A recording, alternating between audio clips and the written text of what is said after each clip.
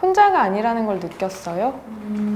그런 말을 들었을 때, 그리고 이제 그게 함께 사는 사회에 대한 저의 인식도 변화하게 되고 저를 다시 돌아보는 기회도 되고, 그러니까 이미 살려놓는 거는 아름다운 재단에서 도와주셔서 이제 국가가 하기로 한 것 같아요. 네. 그러니 이제 그렇게 됐으니 이제 그 다음을 또.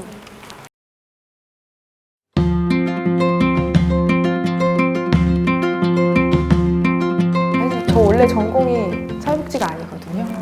네, 원래는 음악을 전공을 했었는데 진짜 단순히 교회에서 지금은 없어졌는데 이제 고아원이 옛날에는 있었잖아요. 이제 거기에 이제 공부 가르쳐 주는 동아리를 했어요. 하다가 우리 사회복지 공부를 한번 해볼까? 진짜 그거였어요. 졸업하고 나서 별로 할 일이 없어서.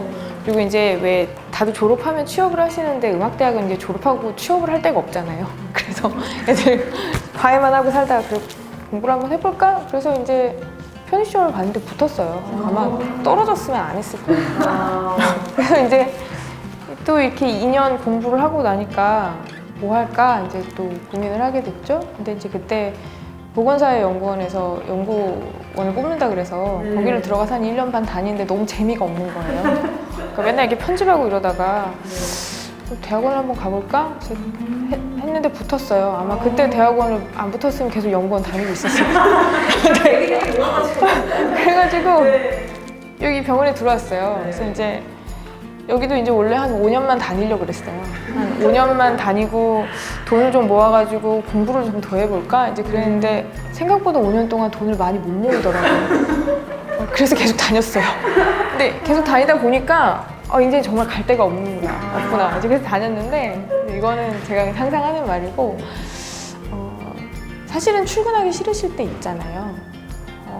그럼에도 불구하고 이제 출근하게 되고 그럼에도 불구하고 이제 일을 하게 되는 것은 사실은 살면서 마음이 따뜻해지는 경험을 할 때가 별로 없는 것 같아요. 근데 이제 이 일을 하면서는 힘든 것도 있지만 그래도 마음이 따뜻해지는 경험을 할 수 있는 것 같아요. 제가 어디서 혼자가 아니라는 걸 알게 됐다는 말을 어디서 들을 거며 어디서 이 아이들이 이렇게 성장해가는 과정을 보겠어요. 대부분의 지원 사업들이 입원 치료비 중심이고 수술적인 치료를 했을 때 질환의 중증도를 봤을 때 지원을 해주는 것들을 많이 하거든요. 사실 그거는 뭐 여러 가지 의미가 있겠지만 또 한 가지는 행정적으로 사실 입원 기간만 지원을 해주는 게 편해요. 행정적으로. 근데 이제 외래는 올 때마다 계산하는 거를 병원에서도 다 이제 안 받고 처리를 해드려야 되는 부분이 있고, 물론 이제 뭐 영수증을 받고 내는 경우는 상관이 없겠지만, 만약에 이제 그렇다고 하면 사실은 1년치 영수증을 다 받아가지고 그거를 다 살펴보시고 입금해 주셔야 되는 거잖아요. 그러니 사실은 외래 치료비를 지원해 주는 거는 대부분의 재단에서 꺼리는 일이에요. 근데 그럼에도 불구하고 외래 치료비를 지원해 준다는 것은 저는 굉장히 의미가 있다고 생각을 하고, 그 수술하고 나서 그 다음 외래로 올 돈이 없어가지고 상처 부위가 덧나서 응급실로 오시는 분들이 굉장히 많아요. 의외로. 네, 정말 그래요. 그러니까 3차 병원에서는 수술하고 나서 괜찮으면 퇴원하고 언제 와서 소독하세요 이제 이렇게 보내거든요. 근데 그 외래 드레싱 하러 올 돈이 없는 거예요. 차비도 없고. 그래서 아까 이제 그 교통비 지원 사업도 정말 좋은 사업이구나 그런 생각을 좀 하게 됐고요. 사실 이제 저희는 병원에 있다 보니까 진단명을 많이 보게 되잖아요. 그래서 진단명에 이제 이른둥이라고 나오지는 않아요. 조사나 미수가 이제 이렇게 많이 나오는데 저희가 제 기억으로는 2014년부터 신생아중환자실이 주체가 되어가지고 그 이른둥이 아이들의 부모님들을 대상으로 건강 강좌를 해요. 그래서 이제 이른둥이를 낳아서 이제 키우다 보면 이게 딱 끝나는 게 아니라 아까 이제 말씀하셨던 것처럼 뭐 어디가 많이 아플 수도 있고 약할 수도 있고 이제 이런 것들이 좀 있잖아요. 그래서 이제 그런 건강 강좌를 하는데 그 건강 강좌의 이름이 이른둥이 건강낙이에요. 그래서 이제 일단 병원에서 하는 사업의 이른둥이라는 사업 명칭의 이른둥이라는 이름을 공식적으로 사용을 했다는 것이 굉장히 고무적이고 거기에 대한 인식에 대한 답변이 되지 않았을까 싶습니다.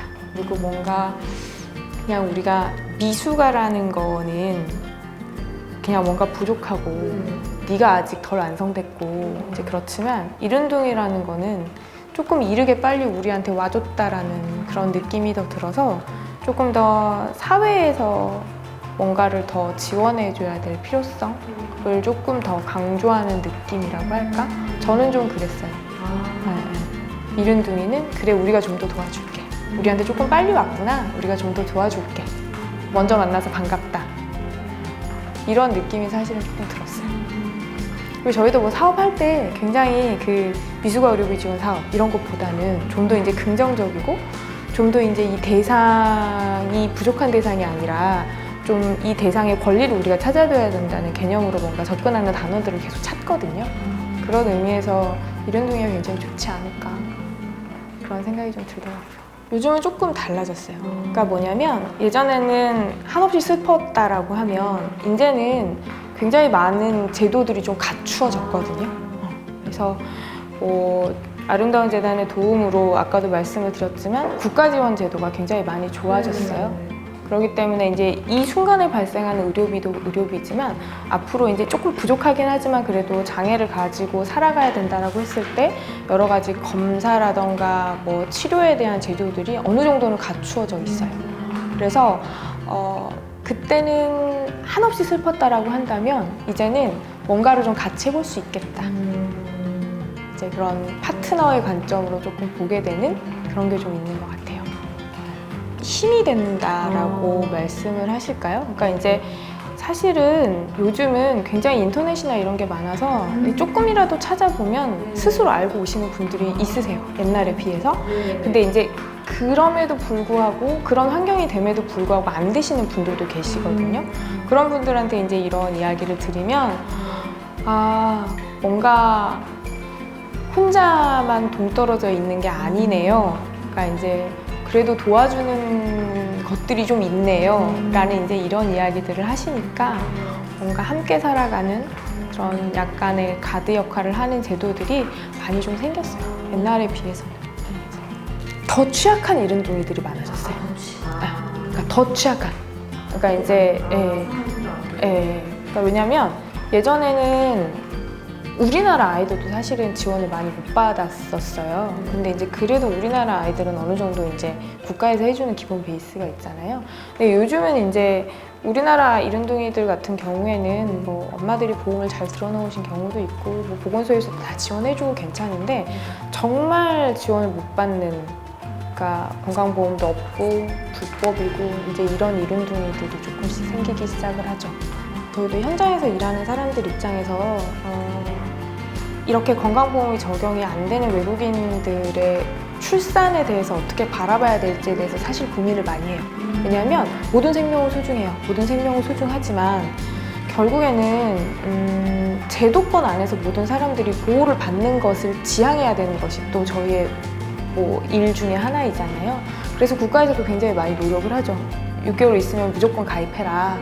그리고 이제 어느 정도 인식이 있는 외국분들이시라면 그 제도를 충분히 이용해야 되고 사실 임신은 어느 정도 이제 조정할 수 있는 부분이 있기 때문에 해야 되는 게 맞죠.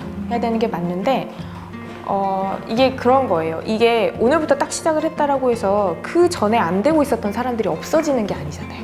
그러니까 이 제도가 정착이 되어서 모든 사람에게 확대되기까지 그 제도에 편승하지 못한 사람들에 대한 보호는 어떻게든 이제 해야 되는 게 맞고 사실은 그런 의미에서는 부모는 몰라도 아이들에 대해서는 약간 속지주의적 관점으로 뭔가 그 보호하는 그런 장치들이 있어야 되지 않을까라는 게 그거예요. 어른들까지 해줄 수는 없고요. 그러니까 선택을 하진 않았잖아요, 이 아이들은. 근데 이제 선택하지 않고 태어난 이 아이들한테 어른의 선택, 물론 이제 그 선택도 무조건 잘못이라고 할 수는 없죠.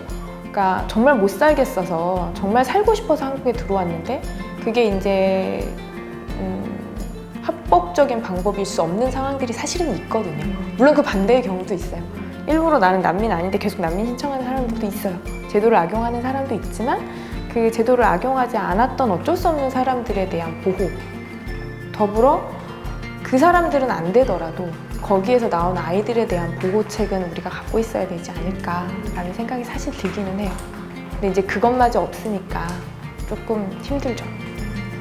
근데 이제 건강해져서 나가는 걸 보는 건 병원에 있는 모든 사람이 다 그렇게 생각하는 걸 거예요. 근데 저희들은 거기에 이제 더불어서 혼자가 아니라는 걸 느꼈어요.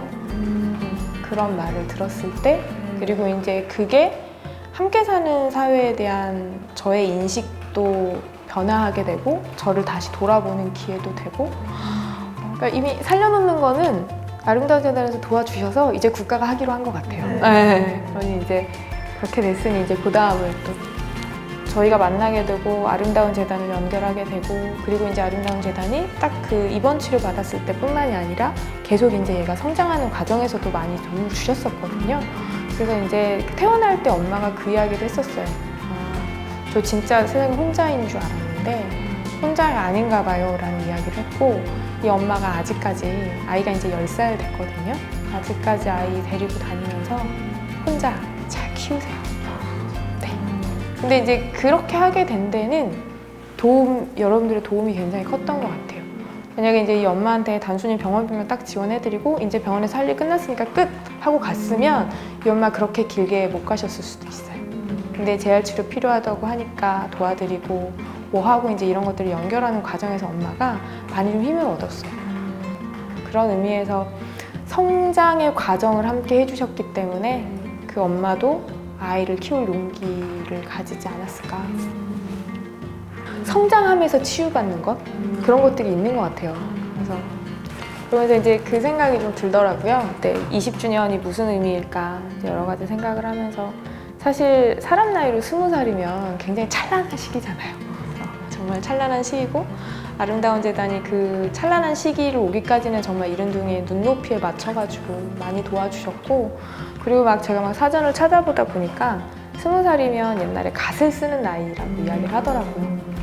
그래서 이제 갓을 쓰는 나이가 되셨으니 이제 어른의 입장에서 아이들이 잘 클 수 있게 끌어주셨으면 하는 그런 생각이 좀 들더라고요.